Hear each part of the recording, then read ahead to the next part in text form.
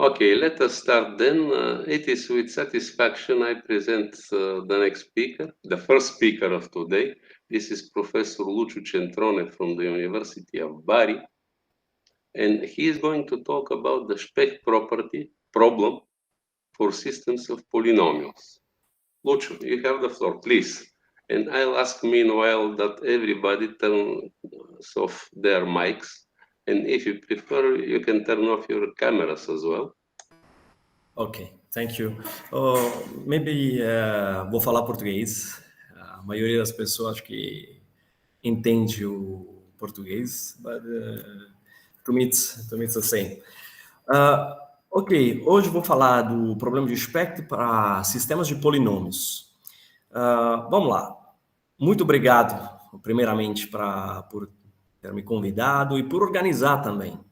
Porque organizar também é uma maneira de divulgar e a maneira melhor para nós pesquisadores para trocar ideias. Mas vamos lá.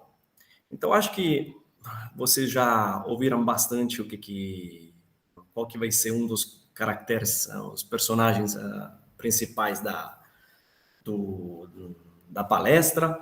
Então, temos uma variedade de álgebras.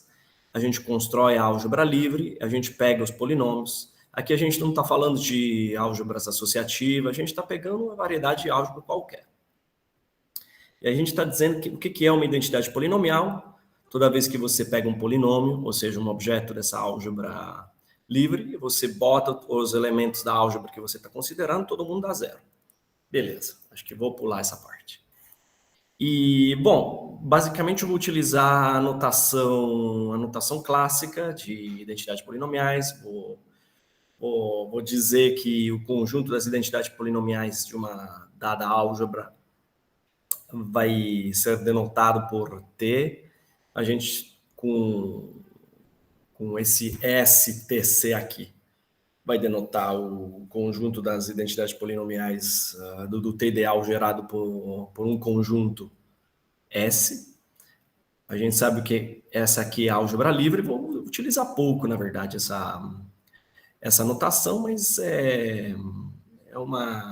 a gente vai falar de álgebra relativamente livre bem lá na frente, como aplicação do que eu vou falar agora.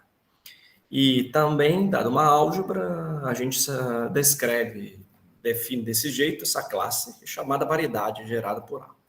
Bom, agora a gente chega de linguagem de identidades polinomiais e vai lembrar o que é o Specht problem em uma certa variedade de álgebras. Então a gente diz que uma dada álgebra A satisfaz essa propriedade de Specht se dada uma qualquer subvariedade, o T ideal dela continua sendo finitamente gerado como T ideal. Ou essa frase que estou botando aqui nas parênteses. Bom, o Specht problem, claro, é dado na forma de uma pergunta, então é verdade que dado uma álgebra numa classe, essa aqui satisfaz a propriedade de Specht? Bom, esse aqui é o problema de Specht. Mas vamos lá, o que a gente vai falar? Agora a gente pega a álgebra dos polinômios comutativos em n variáveis, com coeficientes em f. E a gente diz o que é um sistema de polinômios. Em poucas palavras, um sistema de polinômios é um subconjunto de polinômios invariante por combinações lineares por escalares e substituições de variáveis através de um dado polinômio. Ok? Então, esse aqui, o que é um sistema de polinômios? É um pouco diferente da ideia de T ideal, mas é o que a gente tem. Depois a gente introduz, fixado um polinômio P em fx, uma derivação de fx em fx dada pelo mapa que joga o xi no produto do polinômio escolhido em xi vezes xi.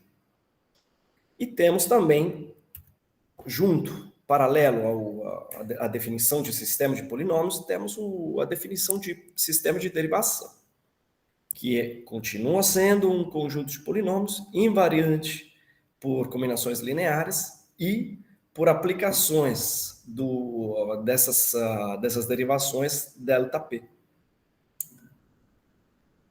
Bom, qual a conexão entre o sistema de polinômios e sistema de derivações? Bom, a gente tem que considerar essa construção. A gente pega um polinômio qualquer e considera essa substituição. Pega xi e joga xi em xi multiplicado por 1 plus ti. Ti é uma variável comutativa nova, pertencente a outro conjunto de variáveis. Depois a gente pega, uma vez que a gente fez essa substituição, a gente pega os polinômios lineares em cada um desses tizinhos. E depois faz o seguinte, substitui ao ti multiplicado pelo polinômio anterior vezes xi. E, por último, a gente pega o ti e substitui por 1.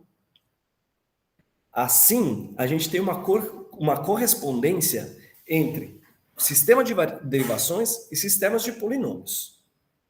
Toda vez que você tem um sistema de derivação, você constrói um sistema de polinômios desse jeito. Bom, a gente pega também um subconjunto da álgebra livre, a álgebra dos polinômios, e considera, a gente tem as mesmas notações que eu utilizei pouco antes. A gente diz que esse carinha aqui é o sistema de derivação gerado por L, como sendo o menor sistema de derivação contendo ele. E esse aqui, quando um objeto está aqui dentro, a gente diz que o F é uma consequência do conjunto dos geradores. Simplesmente esse aqui. Agora, em geral, só para não repetir, porque lá na frente a gente vai utilizar mais uma vez esse negócio de Specht Property, a gente diz que um certo sistema, tipo de sistema S, satisfaz a propriedade de Specht de maneira natural, se existir outro subconjunto finito, de maneira tal que o sistema gerado por esse linha seja o S mesmo. Bom, e o objetivo é provar o problema de Specht para sistema de polinômios. O que a gente tem que fazer aqui dentro não é atacar diretamente o problema para sistemas de polinômios. A gente vai utilizar aquela correspondência que a gente tem entre sistema de polinômios e sistema de derivação para obter essa propriedade de Specht. A primeira proposição que a gente tem é essa aqui. Suponha que a propriedade de Specht seja verdadeira para sistemas de derivações, então é verdadeira para sistemas de polinômios. Eu vou dar uma sugestão de prova, vou dar alguns índices aqui dentro da prova. A gente pega um sistema gerado por ele, um sistema de polinômios, e um conjunto finito. E depois o que a gente faz? Pega um ΔP e mostra que o ΔP de FI está aqui dentro. Isso aqui é simples, é simplesmente definição. Depois pega uma substituição desse tipo. Veja que é bem parecida com a substituição que a gente fez para obter aquela correspondência entre sistemas de derivações e sistemas de polinômios. Aqui o alfa tem que ser não nulo. De fato, lá na substituição anterior, a gente utilizou uma variável. A gente tem que a derivada desse objeto aqui, fi de alfa, uma vez que a gente substitui, está no conjunto, o sistema de polinômios gerado por T. E esse objeto aqui, o ΔP de fi, é, em poucas palavras, apenas o coeficiente do alfa aqui dentro. Na primeira derivada de fi, quando você o avalia em alfa. A gente tem esse negócio aqui agora, então, que todo sistema de derivação está contido aqui dentro. Então, a questão o que é? Se a gente pega um objeto aqui dentro, que é o nosso sistema de polinômio, toda substituição desse tipo é em correspondência 1 a 1 com as derivações ΔP de f. Claro que esse objeto aqui está num sistema finitamente gerado. Então, o que acontece? Devido a essa correspondência 1 a 1, porque a gente já está supondo que o sistema de derivação possui a propriedade de Specht, então a gente tem a propriedade de Specht para sistemas de polinômios. Essa aqui é uma maneira bastante natural de ver o problema. E, de certa forma, é bem parecida com uma das provas do teorema do problema de Specht, dada pelo Grishin. Mas o artigo é bem difícil de se ler. A tradução que tem do russo não é bem feita, parece. Mas, enfim. A gente nota também que toda derivação desse tipo, ΔP, é basicamente uma combinação linear de derivações dessa forma. Em lugar do P, claro, esse aqui é um polinômio, a gente bota o xk, sei lá. E essa aqui é só para mostrar que o problema do ΔP transfere-se num problema do x elevado a k. Bom, temos um passinho agora. É claro que o objetivo, o goal agora, dado que a gente sabe que toda vez que a gente tem resolve o problema de Specht para sistema de derivação, a gente consegue provar o problema de Specht para sistema de polinômios. Então, o objetivo qual que é? Provar o problema de Specht para sistema de derivação. E para fazer isso, a gente tem que fazer alguns steps. Os steps são os seguintes. A gente diz que o meu conjunto S é R parcial, sistema de derivação, se ele continua sendo invariante por combinações lineares. Continua sendo invariante por multiplicações por esse objeto aqui, Fg. E toda vez que o f está aqui dentro, é invariante por esse tipo de derivações, ΔKr, onde esse ΔKr aqui, em xi, vai para zero quando r é maior ou igual a i, e vai para xi elevado a k se r é menor do que i. O que acontece? Quando a gente tem um zero sistema, a gente tem um sistema de derivação, basicamente. Porque, veja, aqui, ó, ΔK zero, vai para zero para qualquer coisa, e quando o R, perdão, quando o R é zero, aqui qualquer coisa dá esse carinha aqui. Então é um sistema de derivação, porque como a gente falou aqui, o sistema de derivação é uma combinação linear de objetos desse tipo. Então é um sistema de derivação. Qualquer R zero sistema é um sistema de derivação. Pelo contrário, a gente tem que observar esse remarque aqui dentro, que todo N sistema de polinômios satisfaz a propriedade de Specht. E a prova, na verdade, é a prova da existência de uma base de Gröbner, em poucas palavras. Tem uma ferramenta que a gente vai utilizar para resolver um negócio aqui, é essa width aqui dentro. Toda vez que você tem um R sistema, a gente diz que a width de F é o grau total de F com relação a esse conjunto. A gente começa a pensar nas variáveis a partir da xr mais 1ésima até o final. E a gente calcula o grau do F com respeito a esse conjunto de variáveis. Essa aqui é uma observação que todo N sistema, ou todo elemento de um N sistema possui width 0. Bom, então a gente vai tentar estudar a propriedade de espectro para todo R sistema. O que a gente faz? A gente considera um conjunto de variáveis novo, TJ com J a partir de R mais 1 até o N, e introduz novas derivações, que é o XI joga o ΔT, o ΔTJ, e são dessa forma aqui. E os operadores ΔP desse tipo. Tem também essa relação entre os ΔT, os ΔTJs, e essa aqui, entre o ΔKR e os vários ΔT aqui dentro. O que acontece?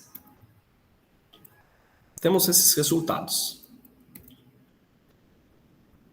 Todo R sistema aqui dentro satisfaz a propriedade de espectro se o R sistema ΔTS satisfaz a propriedade de espectro com relação a essa família de operadores. E, mais uma coisa, esse carinha aqui, o ΔTS, satisfaz a propriedade de espectro com relação a essa família se para todo J, que vai de R mais 1 até o N, nós temos que o ΔTJS satisfaz a propriedade de espectro com relação a essa família. Por que a gente tem esses dois leminhas aqui dentro? Porque o meu objetivo, agora vou falar que talvez é mais direto, o nosso objetivo é provar o seguinte, esse aqui é o lema que eu estou querendo provar, o goal.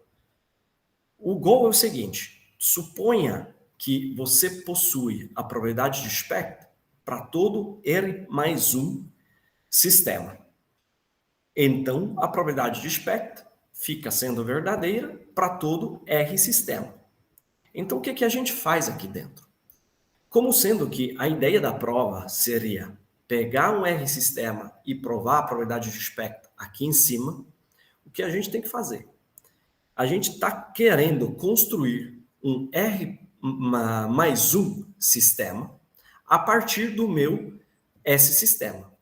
E a construção que a gente fez aqui dentro, a partir dessa slide aqui dentro, é justamente o que estou querendo fazer. Ou seja, construir um R mais 1 sistema a partir do S. E os dois leminhas aqui estão dizendo exatamente o que eu estou fazendo. Bom, aqui a gente tem também uma ideia da prova. Basicamente, aqui dentro, eu estou utilizando aquela width. O que a gente faz, em poucas palavras? A gente pega um conjunto finito de geradores por esse cara aqui, com relação a essa família, pega um elemento em S, e a gente o escreve desse jeito. Essa aqui é simplesmente a descrição do ΔTJF como combinação linear de composições de derivações. Então, a gente tem esse elemento aqui. Agora, através algumas jogadas envolvendo a width no polinômio de diferença e no primeiro, a gente tem uma indução sobre o número de somandos e a gente consegue provar a propriedade de espectro aqui dentro.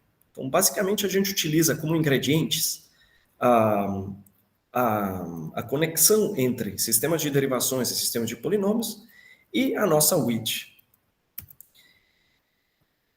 Última coisa, que seria o lema final, toda vez que você tem um R sistema, para todo J que vai de R mais 1 até o N, o ΔTJ satisfaz a propriedade de espectro. Isso, em poucas palavras, está dizendo que todo R mais 1, se você está assumindo verdadeira propriedade de espectro para todo R mais 1 sistema, você tem a propriedade de espectro para todo R sistema. E, juntando todos os leminhas, temos o primeiro resultado. Esse aqui é um resultado obtido por mim, pelo Kanelbelov, por Anton Koroshkin e Vorobiev. Todo o sistema de derivação satisfaz a propriedade de espectro. E como imediata consequência, devido ao que a gente conversou no comecinho, todo o sistema de polinômios satisfaz a propriedade de espectro. Agora vamos ver como é que a gente, por que, de certa forma, esse sistema, essa propriedade de espectro para sistema de polinômios, como fica sendo utilizada numa leitura diferente do problema de espectro, no ambiente associativo, por exemplo. A gente tem que pegar, eu prefiro dar uma relida às questões de base de Kirchhoff. E como a gente pode ver aqui dentro, aqui temos a definição. A gente pega uma álgebra finitamente gerada, tem esse conjunto finito de geradores, e a gente considera o conjunto de todas as palavras em A1 e AS nos geradores de comprimento menor do que M, e a gente diz o que é basicamente uma base de Kirchhoff. A gente diz que o W tem uma base de Kirchhoff, se o W mesmo é combinação linear de elementos dessa forma aqui, onde o L é menor ou igual de um certo H. Esse H é chamado altura. Depois temos a definição de base de Kirchhoff essencial. Todos esses negócios aqui são super importantes nas questões envolvendo o crescimento das álgebras. E temos um teorema aqui dentro, um teorema aqui também muito importante. Você tem uma PI álgebra, uma álgebra satisfazendo identidade polinomiais finitamente gerada, associativa, identidade multilinear de grau M. Então, esse W aqui tem uma base de Kirchhoff de comprimento M e altura H.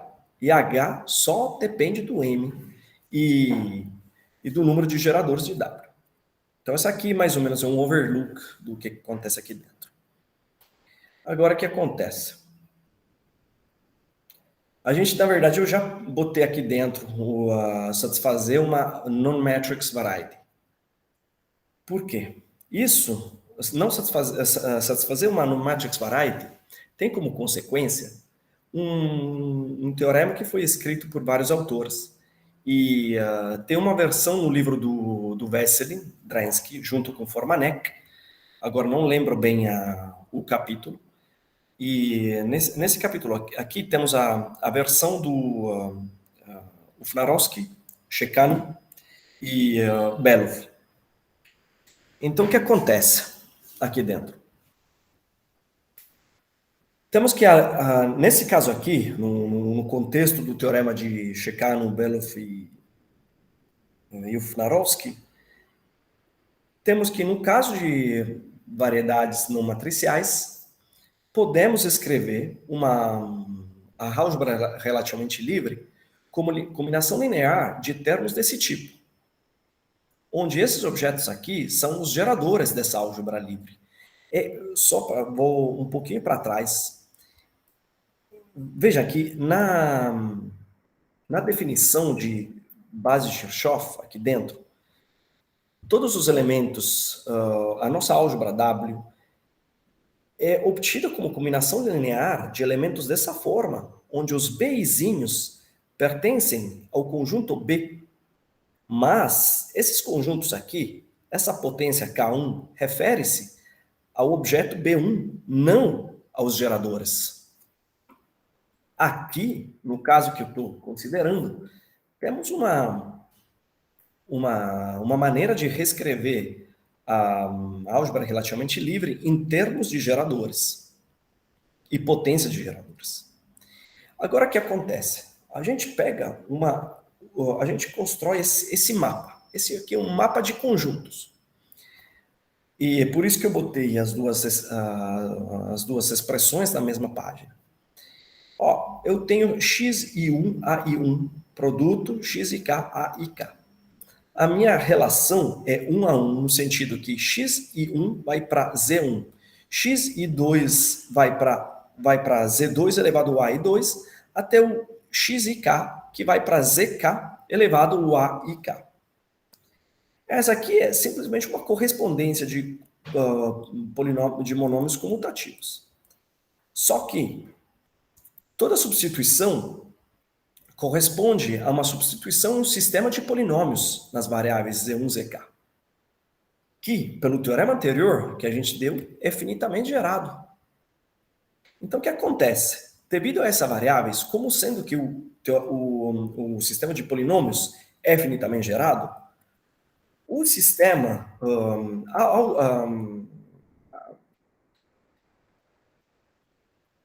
o objeto aqui dentro, x e 1, a e 1, x e k, a e k, continua, a combinação linear de todos esses objetos é finitamente gerada. E isso tem como consequência que toda variedade não matricial de álgebra associativa, que tem uma altura limitada, o parêntese devia terminar aqui, satisfaz a propriedade de espectro. Esse aqui é um teorema bem antigo. Mas esse teorema pode ser generalizado para qualquer álgebra power associative. Mas tem que ser generalizado da maneira seguinte. A gente tem que pôr nas hipóteses que a nossa non-matrix variety possui uma bounded Kirchhoff height. Então tem que ter uma altura limitada.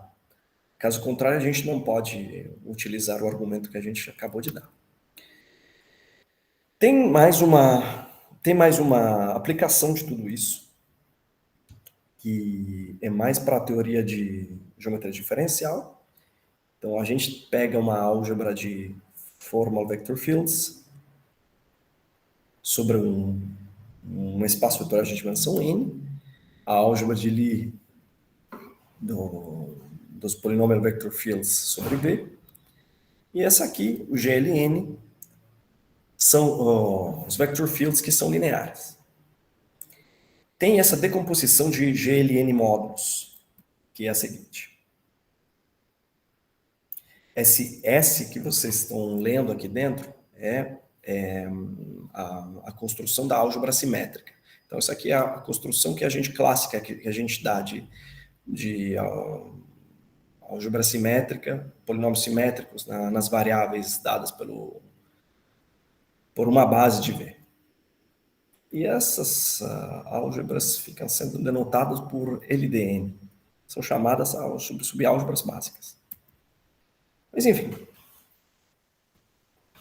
tem uma correspondência 1 a 1 entre os GLN módulos irredutíveis e os L0N módulos, que a gente vai denotar por V lambda. Esses objetos aqui são chamados também módulos of tensor fields. Talvez não é bom traduzir qualquer coisa. E tem uma conjectura formulada por Gelfand, que fala o seguinte: o késimo grupo de homologia dado por WN Paul, definiu aqui,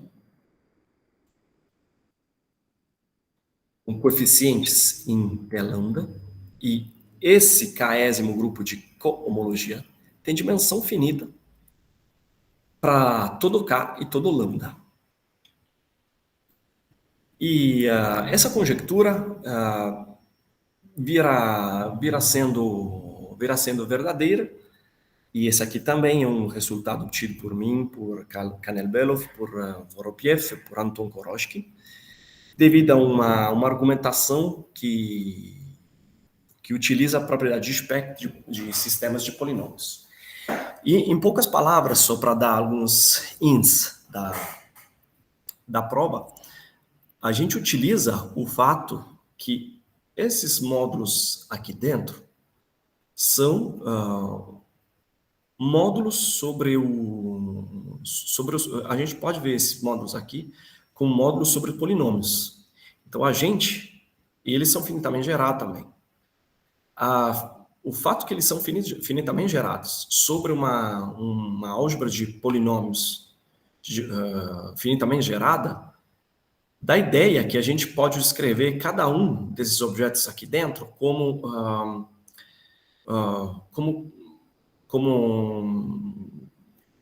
um sistema de polinômios e com um certo sistema gerado por um certo sistema de geradores. Então, o fato que, devido à correspondência que a gente mostrou bem no comecinho, entre sistemas de derivações e sistemas de polinômios, a gente pode obter o que a gente falou, que cada um desses objetos aqui possui dimensão finita. Na verdade, na prova que a gente deu, talvez eu acho que não falei a verdade, porque essa cohomologia aqui dentro, ainda a gente não provou que tem dimensão finita, mas essa aqui sim. E, pessoal, essa aqui é o fim da minha palestra, e muito obrigado.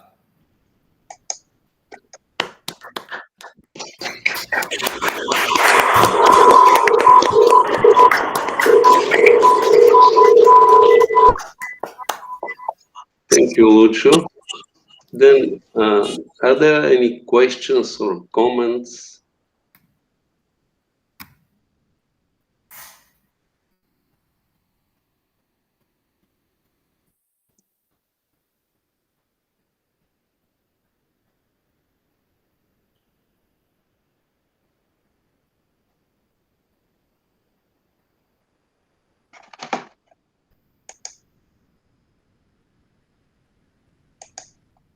E só para acrescentar alguma coisa, esse negócio aqui de sistemas de polinômios talvez já falei um pouquinho no comecinho, é uma maneira é uma revisitação da técnica do Grishin para provar o spec problem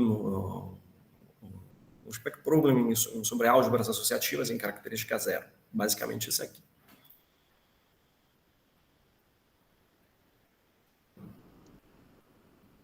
Okay, if there are no questions, let us thank Lúcio again. Um abraço a todos, gente. Um abraço a todos, muito obrigado pelo convite mais uma vez. And then we'll have a break for some 11 minutes. The next speaker will be, okay, he's on the screen, Antonio Iopoulou, but okay, he'll prepare in a while his presentation. Okay.